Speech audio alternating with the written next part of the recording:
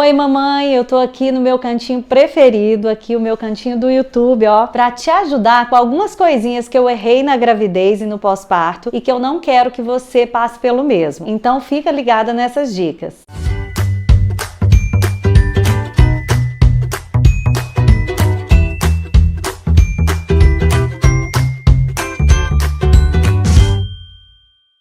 Na gravidez, um erro que toda mãe comete e que comigo não foi diferente é comprar muita coisa, sair totalmente do orçamento, porque tudo que a gente vê é a carinha do bebê que vai chegar. Então, evita, né, ficar visitando muito as lojas, porque senão você acaba saindo do seu orçamento e tem coisas que você não vai precisar, que você vai usar uma vez. Não precisa exagerar. Isso acontece muito no primeiro filho. Por exemplo, comprar um monte de sapatinho de bebê. Geralmente o bebê vai usar aqueles macacõezinhos, né, que já vem com um pezinho, então nem precisa disso, mas todo sapatinho que a gente vê, a gente apaixona. A segunda coisa, que foi um erro também que eu cometi muito, foi trabalhar demais durante a gestação e perto de dar à luz. O que aconteceu no parto da Annalise, por exemplo? Eu trabalhei até um dia antes e no dia do parto eu estava super estressada, eu não tinha tirado um momento para eu relaxar, para eu descansar, e na hora que eu sentei na maca